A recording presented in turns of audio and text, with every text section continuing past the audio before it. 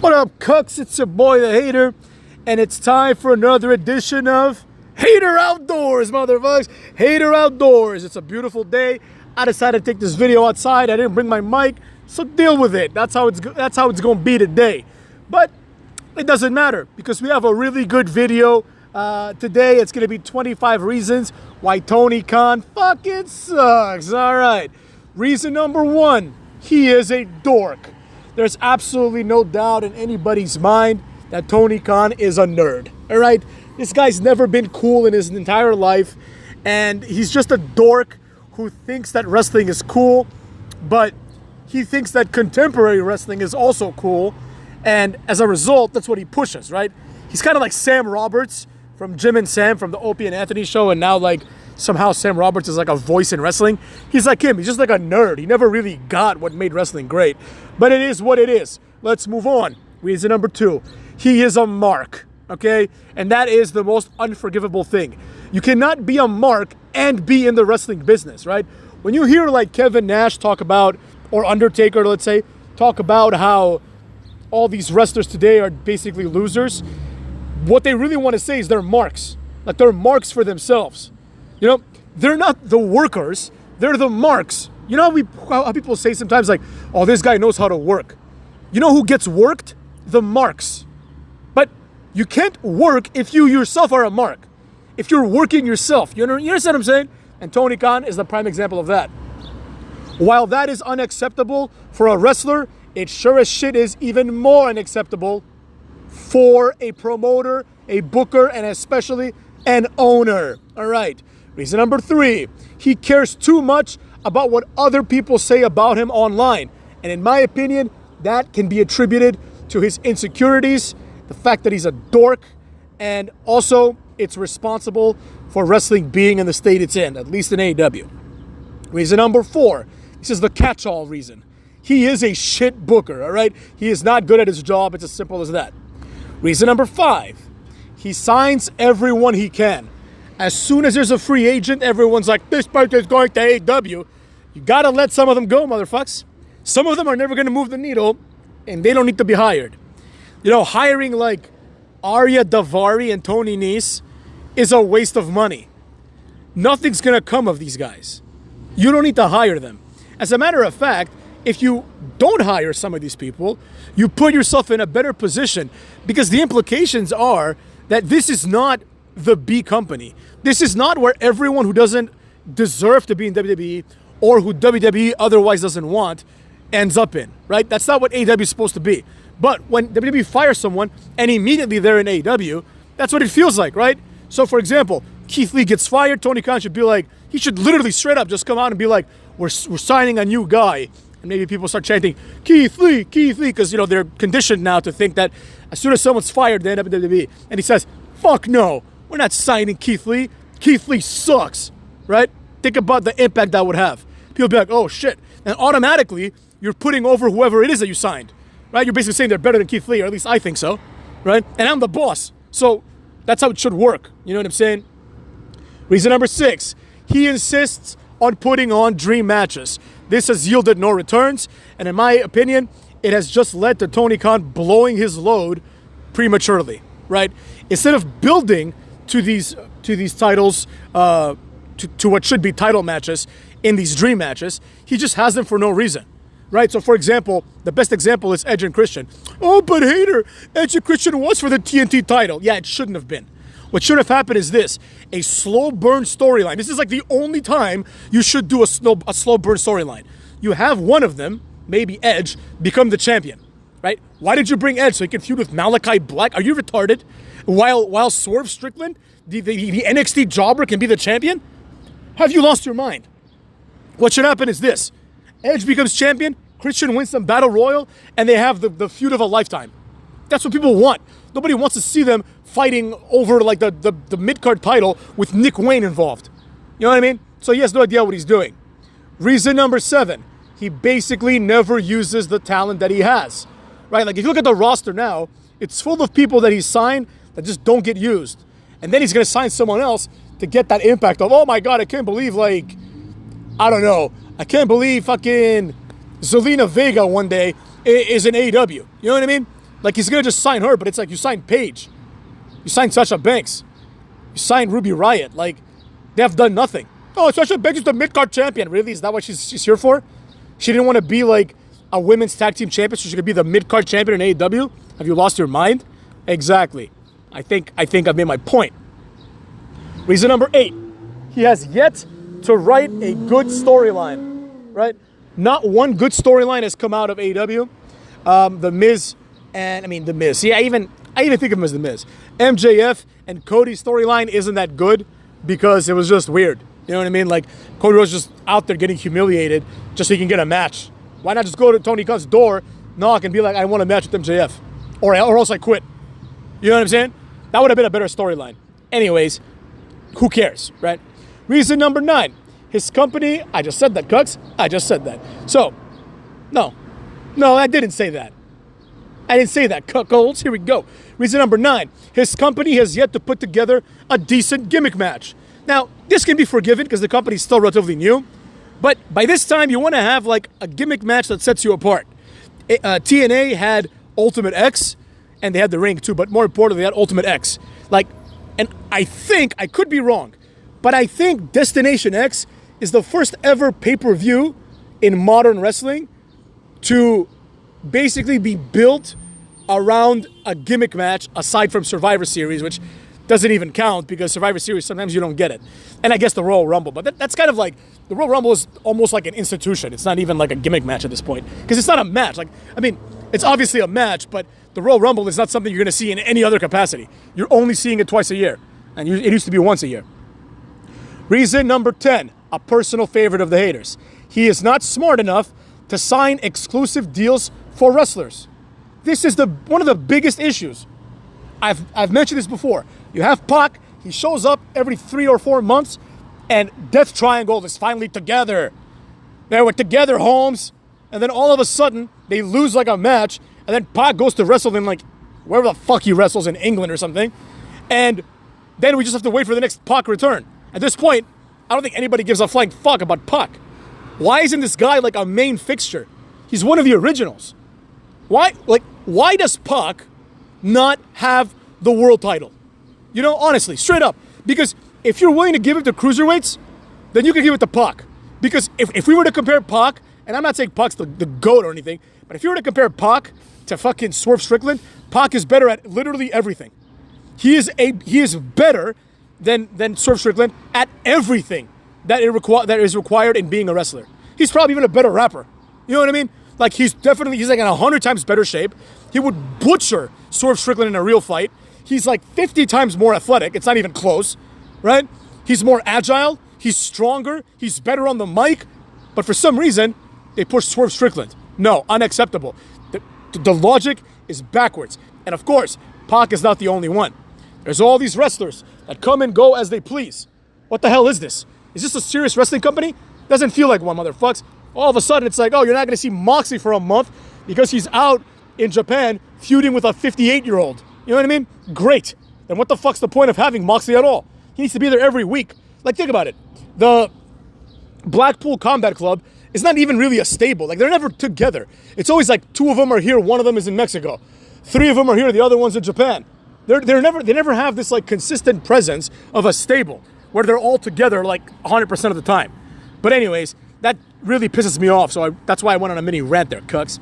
Reason number 11. His character on screen is that he is a cuck. His character is that he's a weak bitch. You know, he just gets his ass beat by people like the Young Bucks and Okada. Why doesn't he come out the next week and say, I'm going to fire you all? Yo, yeah, you're executive vice presidents. I'm the fucking boss. You're all fired. Beat it. But not you, Okada. You stay. Now you have to wrestle Powerhouse Hobbs. Then have Powerhouse Hobbs squash Okada in 2 seconds, just like it would happen in real life, and you got a star in your hands. But no, he's going to just take the cucking of a lifetime. Reason number 12. He made his wrestlers executives, which is cringe. Now, I understand that when AEW started, people don't care about Tony Khan, and people don't care about the new wrestling company. People care about the draws of this company. And the draws, there were no draws. The only draw was Jericho. If it weren't for Jericho, like, they would never have gotten over 1 million views. But whatever. Jericho was there, and he didn't become an EVP. But who did? The Young Cucks and fucking Cody Rhodes. Like, they're these big draws. They're not, motherfuckers. They're not. They couldn't even draw. Like, what's AEW's viewership now? Like at 700,000? Fuck out of here with that bull. Reason number 13. He named his company after the Elite. I mean, I don't like to say things like that's a beta move, but what kind of a bitch does that? Name your company after other men? No, we're the Elite. Why don't we call it All Elite Wrestling? Well, that sounds good. No, call it something cool. But, I mean, he is an enamored fanboy, so what can we do about that? But that is fundamentally a significant flaw in Tony Khan as well as in his operation. Reason number 14. He has allowed people like Swerve Strickland and Chris Statlander to be champions. This is not even counting the other jobbers that have been champions in this company. Orange Cassidy, fucking, who else? What's the guy's name? Wardlow at this point is a jobber. Darby Allin hasn't done anything since Sting left. You know, like the first tag team champions were Scorpio Sky, who has like a 0 out of 10 personality, and Kazarian, who is like, I mean, he's good, but he's past his prime. You know, like, there hasn't been one credible champion in this company aside from fucking Christian Cage. He's like, I'm not even joking. Christian and Edge are the only champions in this company, and I guess Sting as a tag team champion, that felt legit. Like, they felt like real champions. Dean Ambrose doesn't feel like a real champion because I knew, and all of us knew, that before he became the AEW champion, he was in fucking, like, Raw, jobbing out to Nia Jax and feuding with Luke Harper for the IC title. So why all of a sudden is he like a main eventer and Luke Harper is a mid-carder still? You know? You can't do anything about this now, but the fact is he's made every wrong decision. Oh, except Jericho too. Jericho was a credible champion. But even then, he's not the best choice. You know, not to sound like a broken record up in this mug, but the fact that Wardlow has been reduced to a jobber and Powerhouse Hobbs isn't far behind is just inexcusable, and quite frankly, it's unforgivable, cucks. Reason number 15. He bought and subsequently ruined Ring of Honor. Ring of Honor, their entire shtick, the entire thing that makes Ring of Honor interesting is that they really are the small alternative, right? They're smaller than AEW, they're smaller than New Japan, they're smaller than TNA even, and obviously they're smaller than WWE. ROH, the reason why they were successful was because they really presented themselves as an indie product. And the entire point of ROH, for those that don't know, is basically, we call this in business, overflow, right? The people that started ROH realized, okay, wrestling is cool, right? To a lot of people. There's a lot of wrestling, but some people want even more. And they thought, we can be that even more, right? We can be the supplement. We can be like the company that does things a bit differently, but we're here for the hardcore fans only. Now, AEW bought it, Tony Khan bought it, and he came out like pretty much pretending to be Vince McMahon when Vince McMahon said, I bought my competition.